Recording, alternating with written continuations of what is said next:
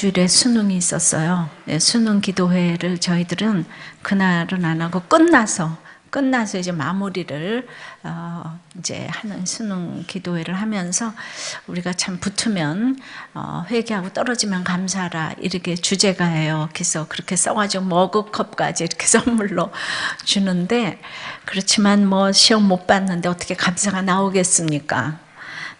그래서 참 이게 쉽지가 않습니다. 정말 그 시험 못 봤는데 감사한 거, 그리고 붙었는데 또 회개하는 거, 이거 교만하지 않은 거, 이거 너무나 어렵습니다. 그래서 지난 그 8일에도 수능 가채점을 했는데 성적이 좀 낮게 나온 채점표를 놓고는 이제 고3 아이가 스스로 목숨을 거두었어요. 거기다 먼저 가는 게 죄송하다고, 과분한 사랑에 감사드린다고, 이 아이는 공부도 잘하고 아마 사랑도 많이 받았는데 그게 조금 성적이 떨어졌다고, 그리고 수능 전날도 어떤 아이가 아파트에서 이제 목숨을 끊었습니다.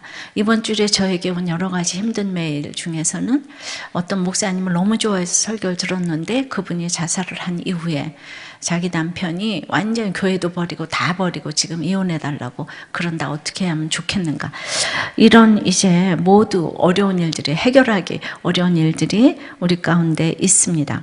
이 모든 일들은 그러나 제가 단어 나간데 죽을 일들이 아닙니다. 심히 창대하게 될 일들입니다. 오늘 모두 인생의 크고 작은 고난을 가지고 이 자리에 오셨습니다.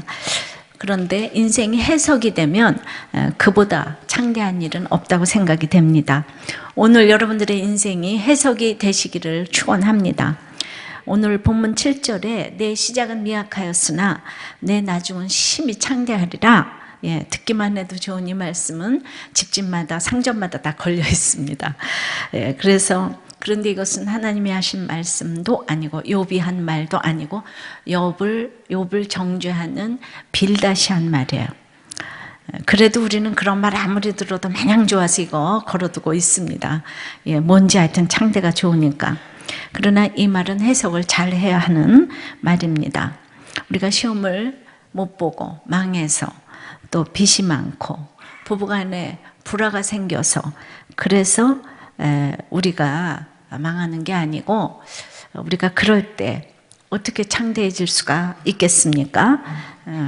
그래서 오늘은 심히 창대해지는 이런 비결에 대해서 좀 들어보기를 원합니다. 근데 창대해지려면 첫째로 나의 고난에 정죄를 하는 사람이 꼭 있습니다.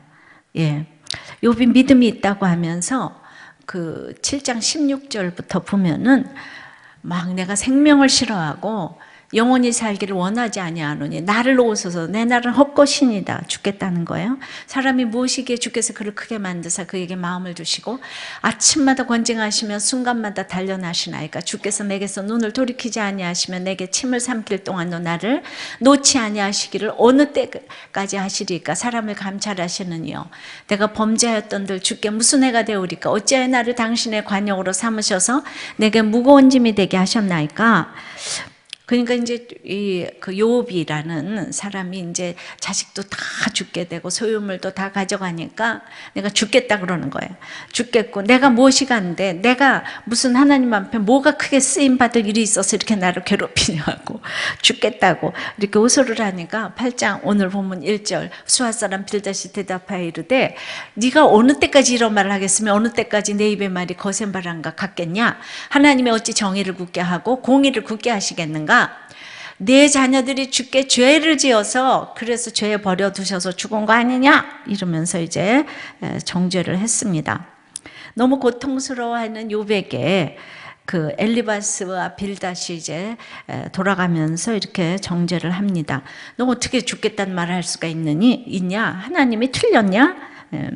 저는 30년 전에 이날 큐티를 하면서 분초마다 단련하시고 아침마다 정죄하시고 침을 삼킬 동안도 나를 놓지 아니하시는 것 같은 고통을 제가 특별히 그날 당했어요. 그러니까 그날의 말씀이 막 그냥 정말 결과적으로 보면은 나를 위한 말씀 같았어요. 그래서 너무 은혜를 받았어요. 근데 빌닷은 자기 얘기는 하나도 안 하고 이 얘기를 못 알아듣고 욥을 마구 이제 정죄를 했습니다. 하나님이 눈이 멀었냐? 네가 올바르다며 왜 고통을 당하냐? 자식도 다 죄가 많아서 죽은 거다. 예, 하나님은 이렇게 정죄하는 사람 때문에 나로 고통을 겪게 하시고 이날의 말씀을 깨닫게 하시며 은혜를 받게 하셨다는 생각이 듭니다.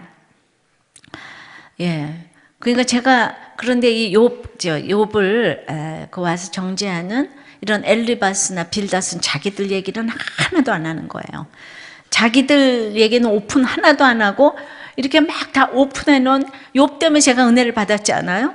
욥이 침 삼킬 동안도 나를 놓지 아니하시는 이런 고통 때문에 내가 죽겠다고. 그러니까 저도 그날 그런 일을 욥이 당했구나. 그래서 은혜가 되었는데 욥의 이름이 핍박받는 자, 아람어로 회개하는 자라고 해서 이제 늘 핍박받고 회개를 하는데 엘리바스는 회개를 모르고 하나님은 심판자이시다. 예. 또 그래서 심판만 하고 빌닷은 논쟁하는 자 이런 뜻이에요. 논쟁만 하고 소발은 지적이는 자. 그래서 말이 많아요. 그래서 늘 심판하고 논쟁하고 지적이고 있는 거예요. 그래서 4장부터 27장까지 욥의 고난에 대해서 모두가 나와서 혼수를 그렇게 두고 있습니다. 예수를 믿는데도 똑똑한 사람이 많아가지고 왜 고난이 다냐? 예. 그래가지고 이 고난에 대해서 서로 다 변증을 하는 엘리바스, 빌닷, 소발, 엘리후의 얘기를 다 들어보면 그냥 오고 가는 사람들 또 믿거나 안 믿거나 정말 믿음이 부족한 똑똑한 모든 사람들의 변증이 다 들어 있습니다. 여기는 9개가 다 맞아요. 1개가 틀려요. 그렇기 때문에 그런데 결국에 도덕을 넘어가지 못하는 시각으로 인과 응보를 부르짖어요. 그렇기 때문에 이런 사람들은 고난이 축복이라고 하는 사람에게 이렇게 잘난 척을 합니다. 이걸 다 외웠다가 여러분들이 써먹어야 됩니다. 아셨습니까? 예, 이 성경 욥기를 다 읽어서 나의 고난 보고 뭐라 그러는 사람한테 이걸 딱 들이대시기를 바래요. 성경은 얼마나 우리를 지혜롭게 해주는지 모르겠습니다. 무엇이 미약한 것이고 무엇이 심히 창대한 것일까요? 이 평안함의 해석, 형통함의 해석이 잘 돼야 심히 창대함의 주인공이 될 것입니다. 창대함을 나타내시려면 반드시 미약한 시작이 있어야만 돼요. 예, 그래야지 창대함이 나타나는 것입니다. 적용해 보십시오. 난 우리 주변에 고통당하는 사람들을 보고 정죄하는 자는 아닌지요. 뭐 주변의 사람보다는 그냥 그 자녀에게, 부모에게 정죄하는 부모나 자녀는 아닌지요. 예. 자, 심히 창대교회에서 두 번째는 그래서 하나님을 찾아야 합니다. 5절입니다. 네가 만일 하나님을 찾으며 전능하신 이에게 간구하고, 예, 지난 개역 한글 성경에는 부지런히 하나님을 구하면, 찾으면을 구하면 그렇게 부지런히 구하면 이렇게 되어 있습니다. 하나님을 찾는 것이 부지런히 구하는 것이라고 하십니다. 미약하니까 우리가 미약하면 하나님을 부지런히 간절히 찾게 됩니다. 세상적인 부지런함으로 여기저기 다니라는 것이 아닙니다. 이 고난 가운데서 지금 세계적인 석학인 엘리바스와 이제 빌닷과 소발 엘리후가 차례대로 찾아와 가지고 그래서 이제 어쩔 수 없이 상담을 하는데 와서 정죄를 하니까 막 가르쳐대니까 절망하면서 또 막 변론을 하는 거예요. 욥이 네가 날 알아 이러면서 랄랄랄라 좀 가만히나 있지. 욥도 계속 악을 쓰면서 변론을 하는 거예요. 지금 이 고난에 대해서. 전능하신 이는 하나님밖에 없습니다. 전능하신 이는 그 석학도 아니고 남편도 아니고 아내도 아니고 돈도 아니고 자정도 아니고 하나님을 찾고 전능하신 하나님에게 간구해야 하는 것입니다. 이것이 창대케 되는 길입니다. 우리는 이렇게 교회를 나와도 쪽집게 학원을 찾고 공부 잘하는 길을 찾고 선생을 찾고 스펙 좋은 신랑을 찾고 미모가 있는 아내를 찾고, 예, 전부 다 이제 거기에 머물러 있어요. 전능은 돈 같고 능력 같습니다. 돈을 찾고 능력을 찾으면서도 이렇게 교회 와서 막 찬양을 하고 기도를 하니까 꼭 하나님을 찾는다고 이제 보여집니다. 그래서 끊임없이 교회를 다니면서 하나님을 찾는 것 같은데 다른 걸로 찾고 있는 거예요. 그래서 그 오늘 8장 13절 보면은 믿음 없는 빌닷도 그것은 저속한 자의 희망이라고 이렇게 표현을 했어요. 그러니 교회를 다니면서 시험을 못 보니까, 시험 보는 게 인생의 목적이었는데 그걸 싹 감추고 있다가 시험을 못 보면 마음이 무너지는 거예요. 이렇게 죽는 거예요. 시험, 수능 때 꼭 자살하는 아이들이 생기는 거예요. 사업이 안 되면, 돈이 없어지면, 빚을 갚을 일이 없어지면, 시련을 당하면 다 죽고 싶은 거예요. 무엇을 찾았는지 속일 수 없는 때가 이렇게 오게 되는 것입니다. 버스 안에서 우리들 교회 쓰여진 그럼에도 살아냅시다를 보고 글을 보냅니다 하고 글을 보냈어요. 이번 주에 죽음을 생각하고 있는 49세 가장입니다. 마음을 정하고 나니까 아주 편안합니다.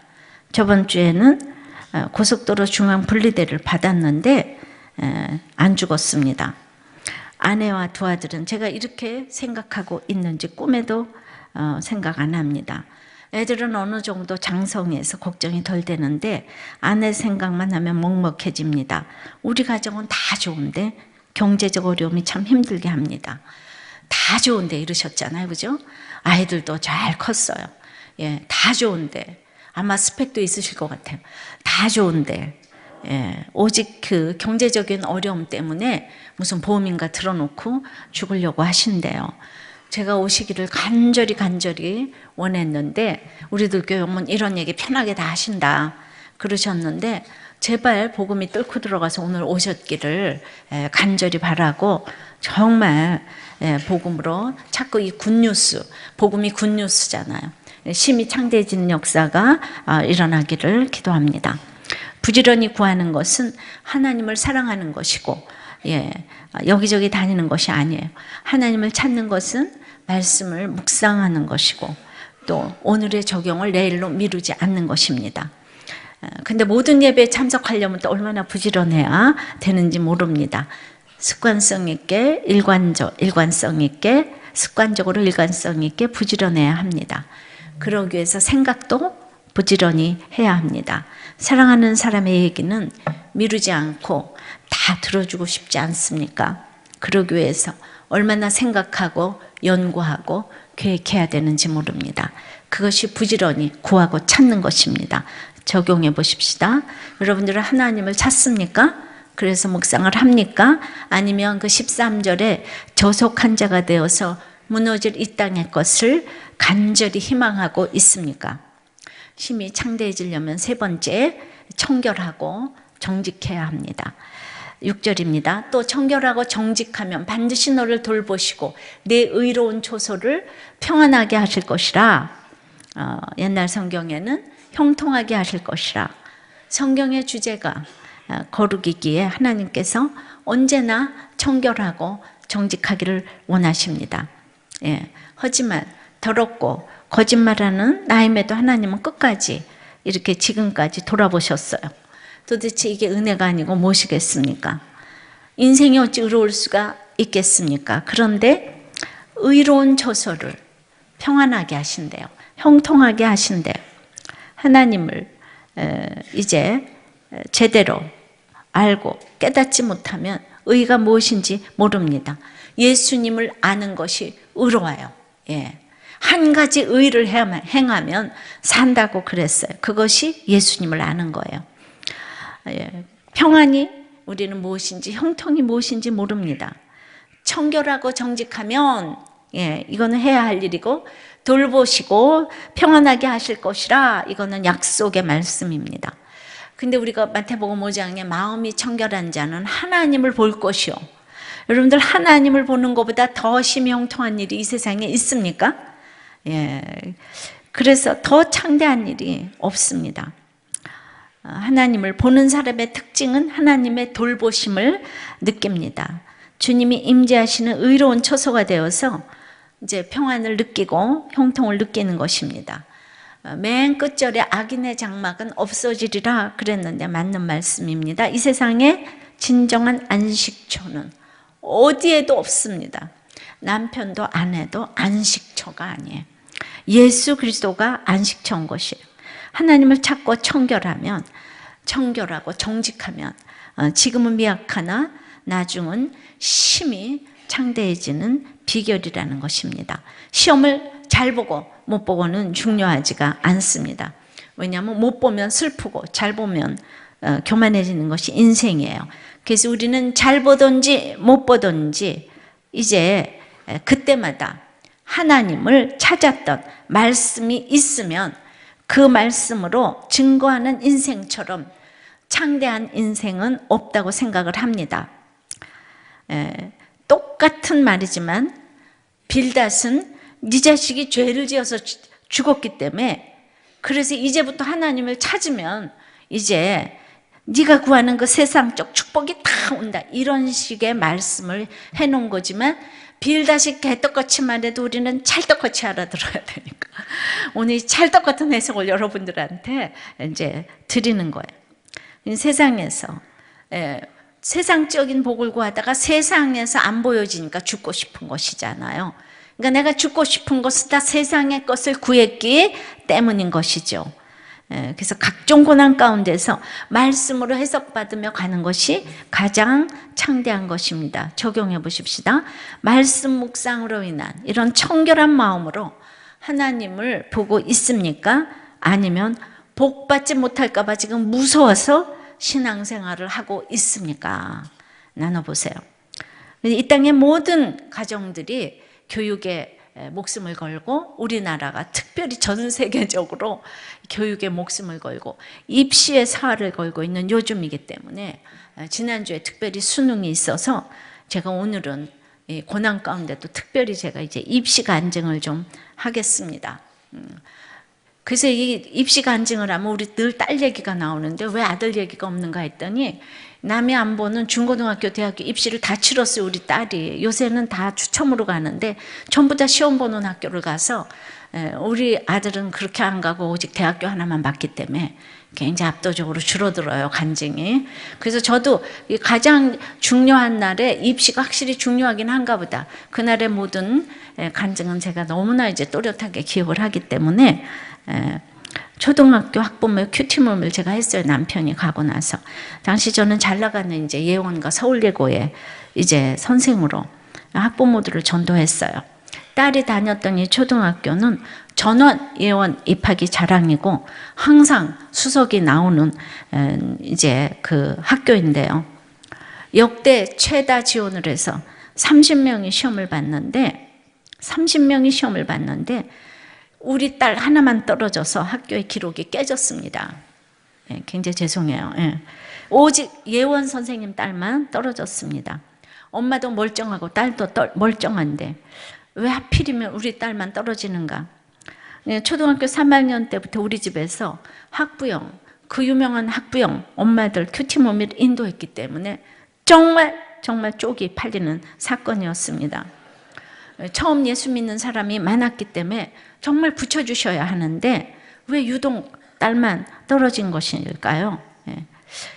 그러더니 큐티 끝나고 나니까 큐티 모임에 아무도 오지 않았어요. 그 떨어졌다는 것 때문에 딱 무시가 되지 않겠습니까? 그런데 이제 그렇게 쪽이 팔리는 이 사건에서 저는 그 전서부터 큐티를 열심히 하고 있었잖아요. 시험 보는 날 그때 계시록 22장 12절 말씀을 이제 같이 보면서 이것이 내게 줄 상이니라 그랬어요. 그래서 야 이거 붙어도 떨어져도 상이래. 제가 이렇게 항상 초치는 해석을 해줘요. 그래가지고 그 다음날 이제 또 시험 보러 갔는데 욥기 1장을 했어요. 1절에는 온전하고 정직하여서 하나님을 경외하면서 악에서 떠난 자라고 그러더니 21절에 보니까 주신이요 주신이도 하나님이요 뭐 거두신이도 여호와라고 하셔서 수상하더니만 이 발표 날은 5장에 엘리바스가 한 말이지만은 사람은 고생을 위해 났다 그러고 또 18절에도 하나님은 아프시게 하다가 이제 싸매고 뭐 또 그 다음에 이제 또 19절에도 보면은 6가지 환난에서 너를 구원하시며 7가지 환난이라도 재앙이 너에게 미치지 않게 하시고 우리를 살펴도 이런 것이 없다. 25절에 네 자손이 많아지며 네 후손이 땅에 풀과 같이 될 줄을 네가 알 것이라. 그러니까 전체적으로 그날 내용을 보면 지금은 슬프나 후에는 유익하리라 뭐 좀 이런 내용이더니 똑 떨어졌어요. 예. 그 정죄하는 엘리바스가 말했어도 찰떡같이 알아들으니까 제가 지금까지 기억을 합니다. 누가 말을 해도 하나님의 음성으로 들으면 나중에 창대해집니다. 이 세상에 석학들이 지금 욥을 위로하겠다고 왔습니다. 제가 꼭 그 짝이 났습니다. 아들도 속을 썩이는 상황에서 제가 딸까지 떨어지고 나니까 그 엄마들이 뭐라고 생각하겠어요? 게다가 제가 젊은 과부인데 얼마나 무서운 건 지금 제가 다 하고 있어요. 그죠? 저 집사는 되는 게 없어. 그죠? 그래서 그 본문처럼 그 엘리바스 같은 사람들이 저를 또 정죄하고 위로하고 야단을 치고 동정을 했어요. 정말 하나님은 왜 그러시겠습니까? 딸은 바로 집 앞 학교에 배정을 받아서 3년을 독학하다시피 이제 피아노를 쳤어요. 저는 제가 피아노 하다가 서울예고 강사까지 됐는데 지금 다 내려놓고 큐티 모임을 하니까 우리 딸 피아노 이제 시험 봐서 학교 잘 가라고 제가 목숨 걸 일이 뭐가 있겠습니까? 또 가다가 안 되면 추첨해서 가면 되니까 제가 사실 그런 마음을 가지고 있으니까 서울예고 시험 보는 날 이제 중요한 게 말씀을 들으셔야 되는 거예요. 고린도후서 1장을 같이 큐티를 했습니다. 형제들아 아시아에서 당한 환난을 너희가 모르기를 원치 아니하노니 힘에 지나도록 심한 고난을 당하여서 살 소망까지 끊어지고 우리는 우리 자신이 사형 선고를 받은 줄 알았으니 오직 하나님만 의지하게 하려 하심이라. 그러니까 이제 혼자서 피아노 친 딸이 혼자 너무 그냥 이 장면에서 막 내가 힘에 지나도록 고생을 해서 막 사형 선고를 받은 것처럼 힘들었다 하면서 눈물을 똑똑 흘렸어요. 10절에 근데 그가 이같이 큰 사망의 소리를 건지셨고 또 건지실 것이며 위에도 건지시기를 그에게 바라노라. 그래서 이날 이제 고린도후서 이 내용은 과거, 현재, 미래가 모두 건지신다고 하니까 왠지 붙을 것 같은 예감이 들더니 드디어 우리 집에도 붙는 역사가 일어났습니다. 화려한 학교에서 모두가 나를 주목하고 있을 땐 떨어지더니 아무도 안 쳐다보는 학교를 가니까 덜컥 붙었어요. 이게 참 중요한 거예요. 그리고 고3이 되었습니다. 근데 수능을 보고 피아노 치는 아이가 인대가 딱 늘어났어요. 그래서 팔에 기부스를 3주일 동안 했습니다. 그리고 시험 보기 일주일 전에 그걸 풀었어요. 피아노를 어떻게 치겠습니까? 그래가지고 또 시험 봐야지요. 그래서 한 군데 거기 가려고 하는 학교 딱 하나 있잖아요. 거기에다 복수 지원을 해서 2군데를 이제 복수 지원을 하게 되었습니다. ABCD 2대학 치는 날 계시록 21장 보니까 그 성은 네모가 반듯하여 길이와 너비가 같은지라 하는 날 베토벤 소나타를 쳤어요. 22장에 그 다음날 강좌우에 생명나무가 있어 12가지 열매를 맺되 달마다 그 열매를 맺고 그 나무 잎사귀들은 만국을 치료하게 하여 있더라 하던 날 쇼팽의 잎사귀같이 음표가 많은 에튜드 곡을 쳤어요. 저는 날마다 이렇게 뭔가 말씀대로 되는 것 같아서 기억이 납니다. 모르시죠? 저기 베토벤이 뭐고 쇼팽이 뭔지 모르는데 그런 게 있어요. 베토벤은 이게 정방향과 쇼팽 그래서 이제 오피큐알 이제 S대 치는 날은 요한복음 1장 45절부터 빌립이 이제 나다나엘을 찾아와서 여러 선지자가 기록한 그 일을 우리가 만났으니 요셉의 아들 나사렛 예수니라. 그러니까 46절에 나다나엘이 이르되 나사렛에서 무슨 선한 것이 날 수 있느냐? 그러니까 와서 보라. 그러니까 47절에 예수님이 와서 나다나엘 보고 얘는 참으로 이스라엘 사람이야. 그 속에 간사한 것이 없도다 이러는 거예요.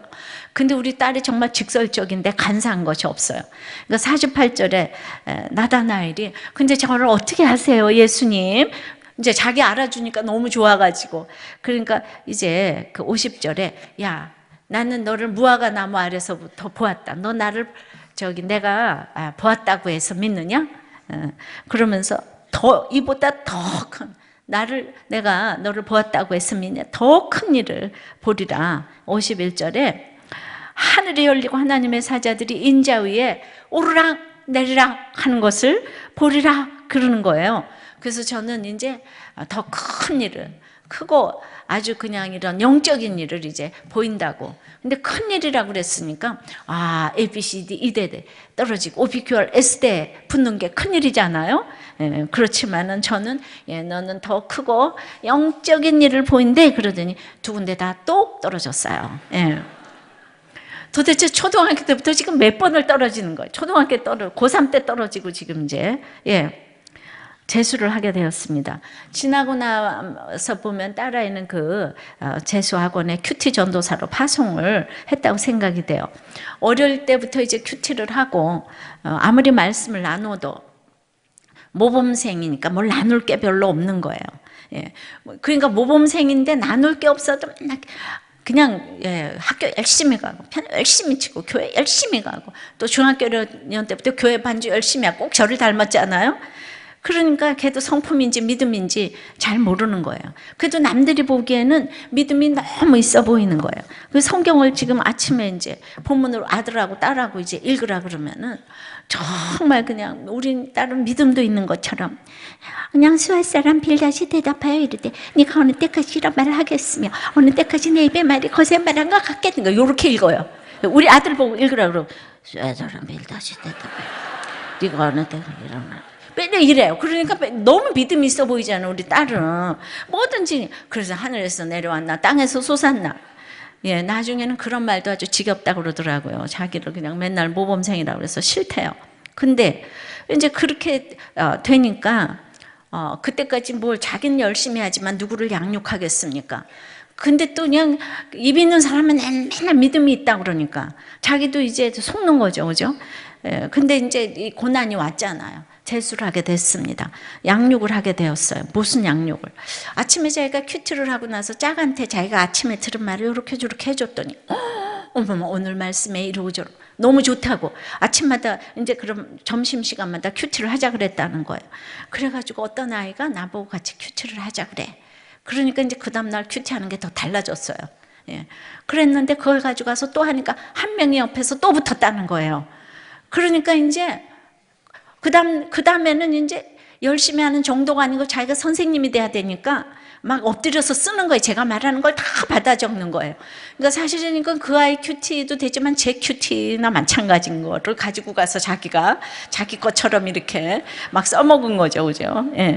그래가지고 이제 한 명씩 붙어가지고 7명까지 이제 붙었어요. 그러니까 얼마나 나도 딸도 기뻐했는지 모르겠습니다. 실기 준비까지 해야 되기 때문에 시간이 늘 부족했지만 아침에 가르치려니까 1시간 큐티를 하고 점심시간에 또 1시간 그걸 나누고 집에 와서 사역 보고 하느라고 또 1시간을 해요.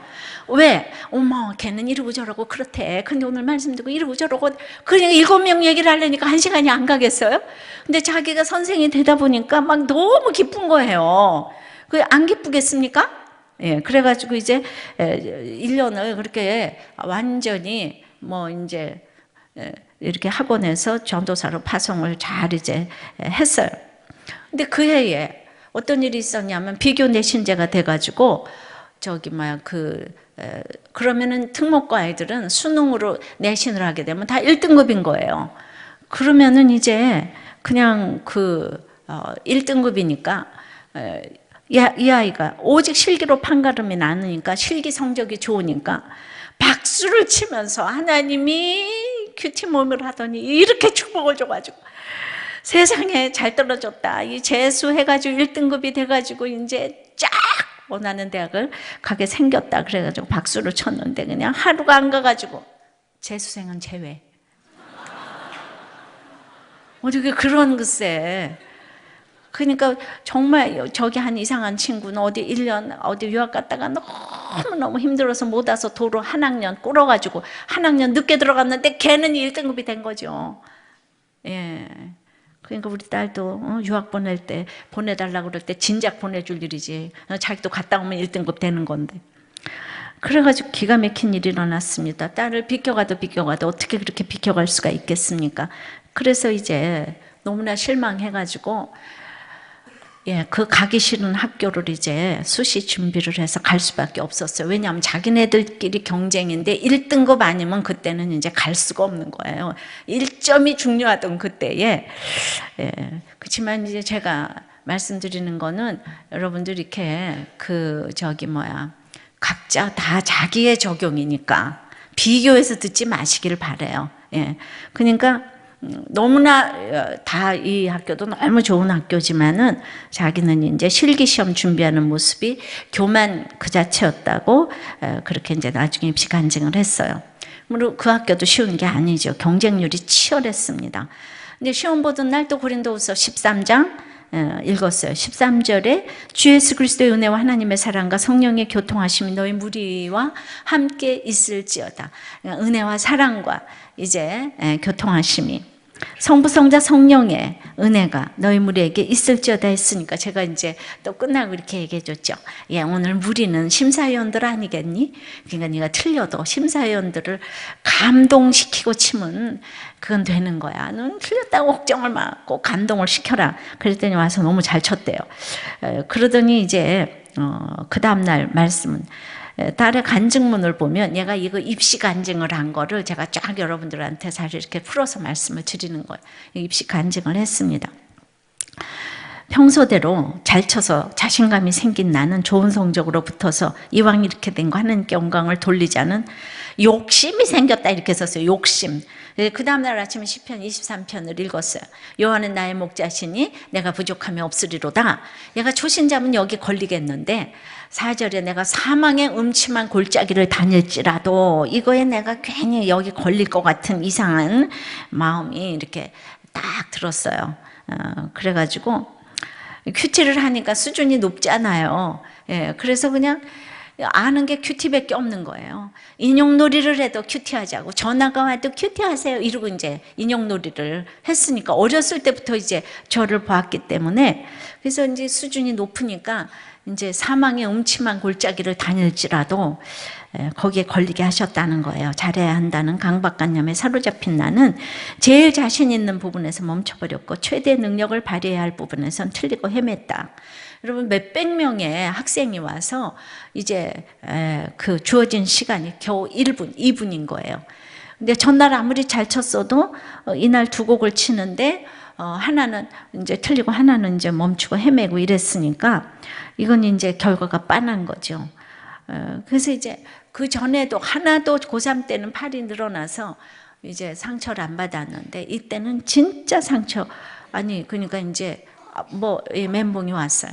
이제 외출도 못하고 종일 집에서 방바닥으로 할머니를 닮았는지 걸레질을 계속하면서 그저 계속 방바닥을 닦으면서 그러면서 이제 안타까운 마음에 방문을 두드리시던 엄마를 붙잡고 대성통곡을 했는데 연습은 충분했고 실수를 해야 할 이유가 하나도 없었다.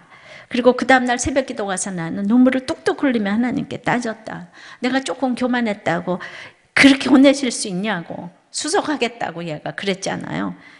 그러고 나서 와서 아침에 시편 24편을 또 같이 읽었습니다. 그랬더니 거기 어떤 얘기가 있냐면 주여 내가 뜻을 허탄한 데 두었나이다. 이런 또 구절이 나오는 거예요. 그리고 나서 이제 3일째 시편 25편을 이제 읽는데 이제 시편 25편을 읽는데 그날 또 어떤 내용이 나오냐면 주여 내가 수치를 당케 되었나이다. 수치를 당케 되었나이다. 주를 바라는 자들은 수치를 당하지 아니하려냐. 까닭없이 속이는 자들은 수치를 당하리다. 그러면서 내가 주께 피하오니 수치를 당치 않게 하소서. 수치란 얘기가 너무 많이 나오는데 그래서 이제 그날 이제 다 읽어가면서 잘 설명해주고 이제 돌아가면서 이제 둘이서 같이 이제 기도를 하는데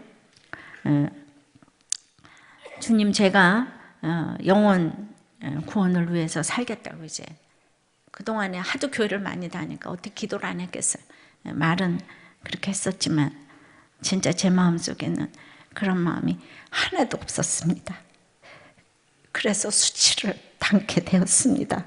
주님 저를 용서해 주시고 이제는 정말 영혼 구원을 위해서 살겠습니다 하고 그날 아침에 대성통곡을 하면서 회개 기도를 이제 하게 됐어요. 그 기도를 들으면서 저는 딸이 대학에 붙은 것보다 1000배, 1000배 기뻤습니다. 이것보다 더 큰 그런 기도 응답이 어디 있겠습니까?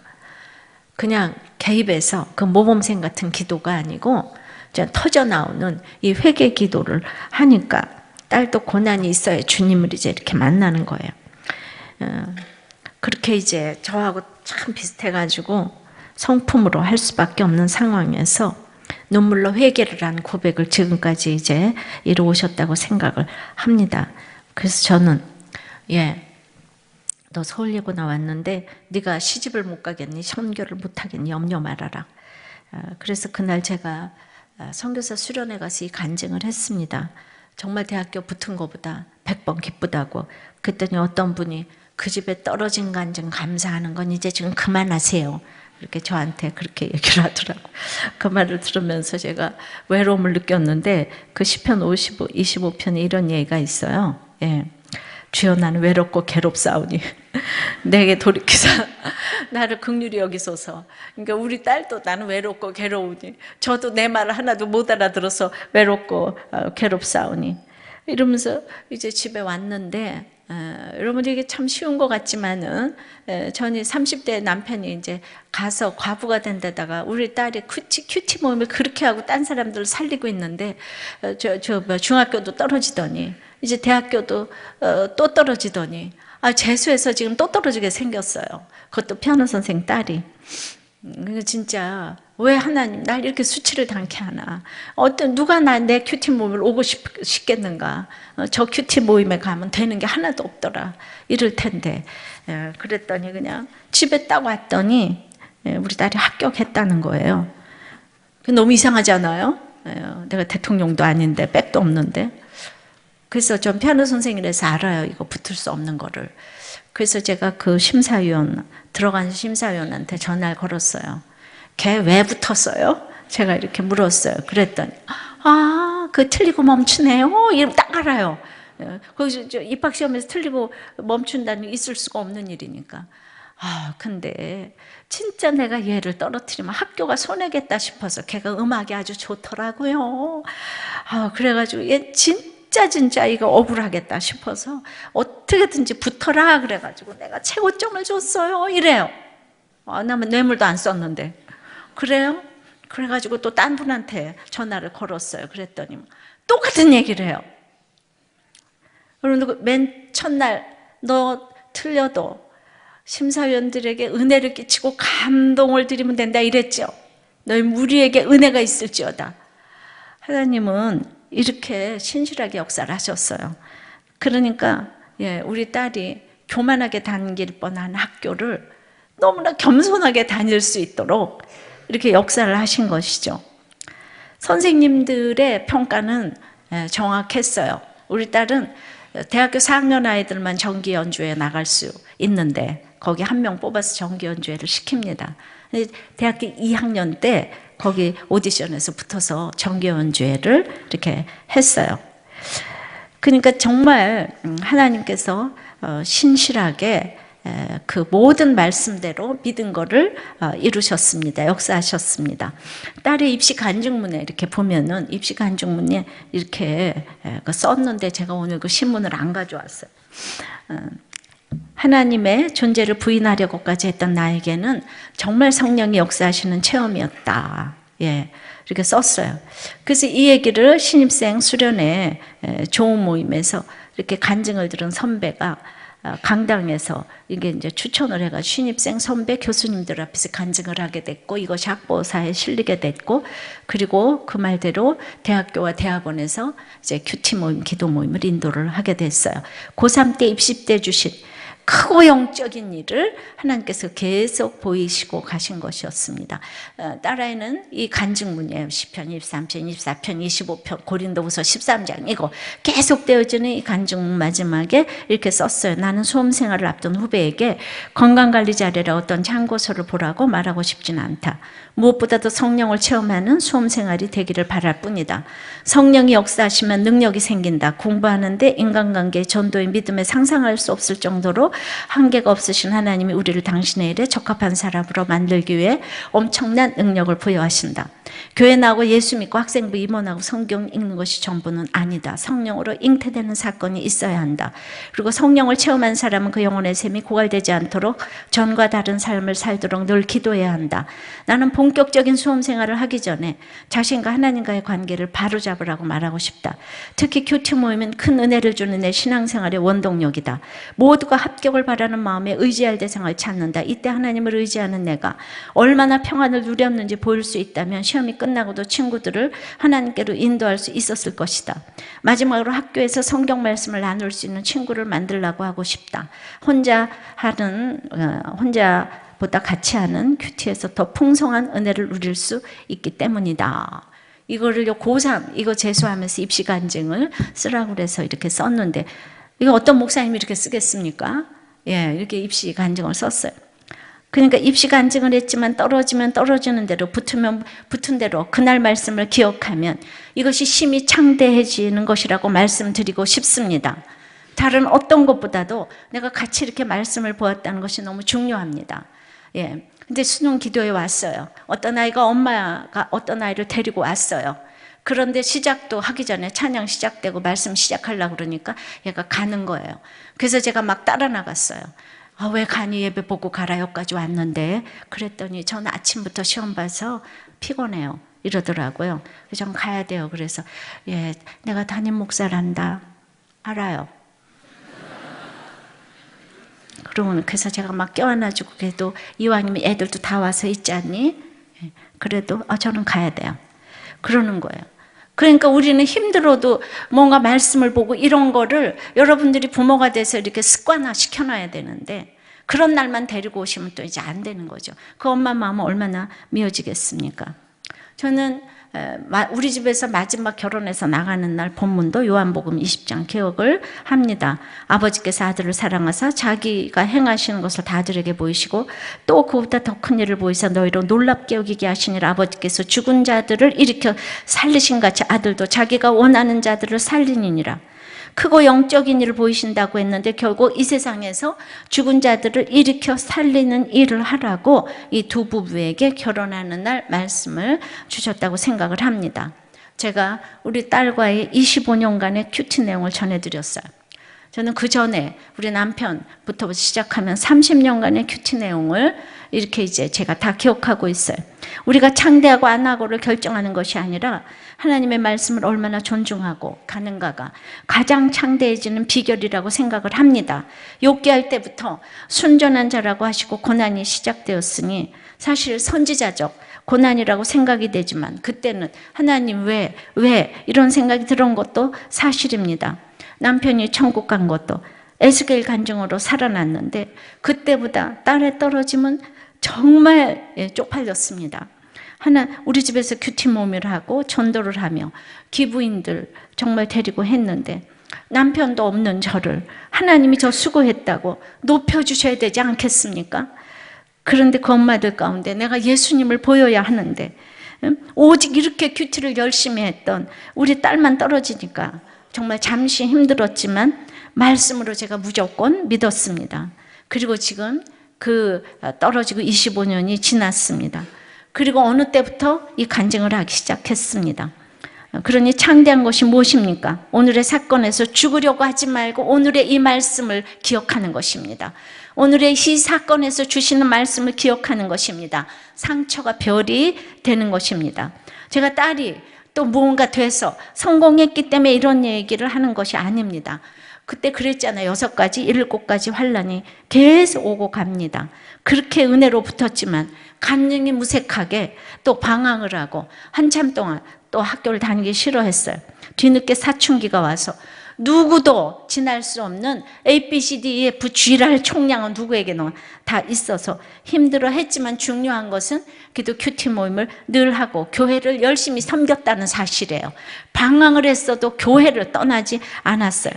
결혼하고 유산도 여러 번 하고 그리고 이제 또 그 산후 우울증 심하게 또 이렇게 알았어요. 정말 알 수 없었어요. 아니 왜 또 우울증까지? 정말 딸 말은 엄마가 돌보지 않아서 그렇답니다. 그래서 그때마다 말씀으로 또 기억하고 일어섰습니다. 저는 우울증에 대해서 누구보다 채우라는 저와 딸이 되었습니다. 모든 사람 살리려고 걸어가는 우리 모든 가족이 된 것 같아서 이것이야말로 심히 창대한 것이 아니고 무엇이겠습니까? 그러니까 욥은 자기의 모든 고난을 통해서 전 인류를 살리고 있는데 와서 똑똑한 엘리바스, 빌다, 소발은 자기 얘기들은 하나도 안 하고 정죄만 합니다. 잘 먹고 잘 사는 게 창대한 것이 아니고 욥처럼 고난받아서 우리에게 나눠줄 수 있는 게 심히 창대한 거 아니겠습니까?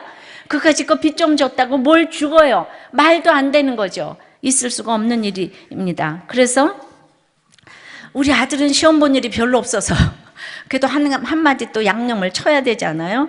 또 차별했다 그러면 안 되잖아요.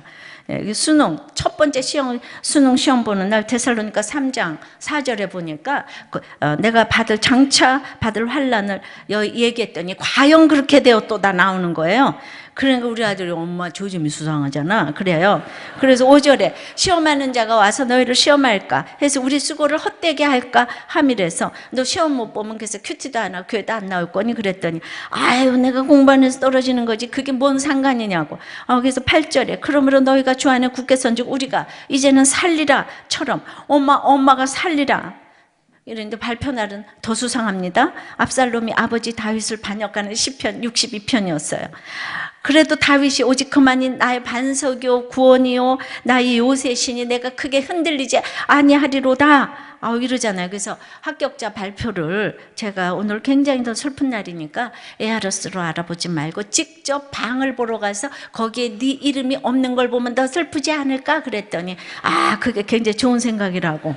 그래서 그 아이는 방을 보러 이제 버스를 타고 가고 저는 큐티 모임에 가서 붙어도 감사하지만 떨어지면 말씀대로 돼서 더 감사하다 기대하시라 개봉박도 그러면서 이제 집에 오는 길에 우리 아들을 만났어요. 어떻게 됐냐 그랬더니 말씀대로 되었어요. 엄마 할렐루야 박수. 저보고 이런 일은 안 돼. 집사님이 뭘 당해봤어요? 이러는데 아시는 분들이 많아요. 그러나 하나님께서는 그런 분들을 위해서 저에게 끊임없이 이 창대한 일을 허락하셨습니다. 어떤 사건도 말씀으로 기억을 하니까 이렇게 남편의 죽음은 에스겔 말씀으로 기억하라고 에스겔 큐티할 때 천국에 보내시고 정말 제가 안 된 얘기만 하는 것 같지만은 여러분들 영적 진실성의 결과는 인내인 것입니다. 25년 동안 이렇게 지나서 살다 보니까 여러분들한테 이런 얘기를 확실하게 해줄 수가 있잖아요. 30년 동안 큐티를 하면서 분초마다 단련하시고 침 삼킬 동안도 나를 놓지 아니하시는 주님 때문에 제가 말씀의 비밀을 알게 됐어요. 저속한 희망이 무엇인지 조금 알게 됐어요. 주가 보이신 정말 주님 오시는 정말 주님 오실 때까지 우리가 그 길을 가야 하는데 이게 좁은 길이에요. 넓은 길이 아니에요. 근데 여기 이게 심히 창대한 길이라고 생각합니다. 잠시 뒤에 천국에서 만날 우린 너무나도 다 연약한 인생들입니다. 이 하나님, 주님을 모르면 우린 죽을 수밖에 없어요. 이 세상에 안식처는 없습니다. 오직 주님이시고 말씀이십니다. 말씀 맺겠습니다.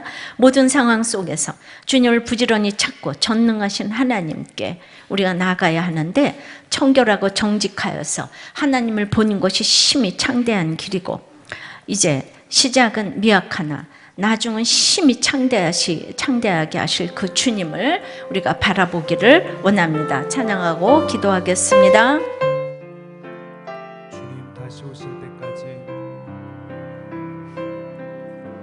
주님 다시 오실 때까지 나는 이 길을 가리라.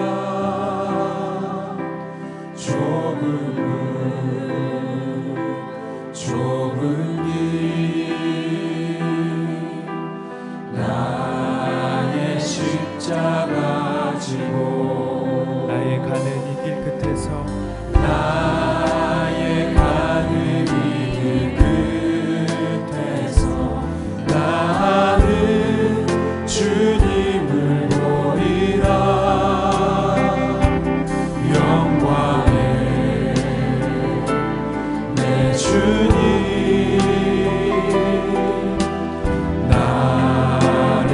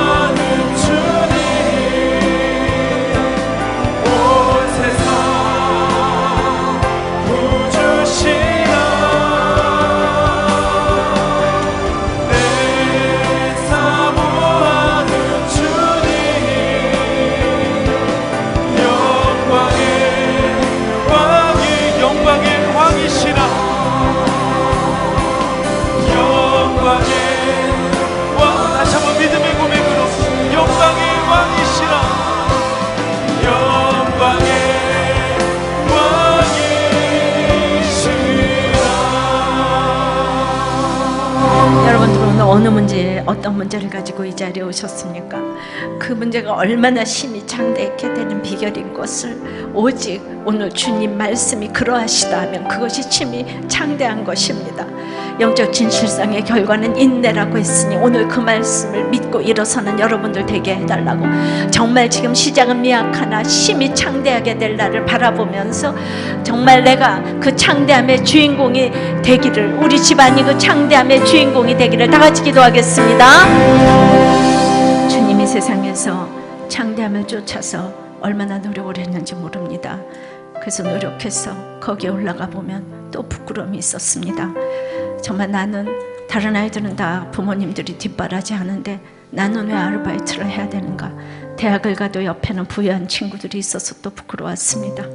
부잣집에 시집을 갔지만 힘든 시부모니까 힘든 남편이 부끄러웠고, 남들 다 잘 가는 학교 우리 아들 딸들은 열심히 떨어져 주는 거, 이런 모든 것들이 부끄러워서 이제 살 수가 없었을 텐데 나를 살리는 이 회개의 말씀 때문에 이제 참으로 내가 말씀 보는 것 그만큼만, 이제 제가 이제 참으로 말씀 보는 그만큼만 창대해지게 하셨습니다. 참으로 그 부끄러움이 그만큼만 없어지게 되었습니다.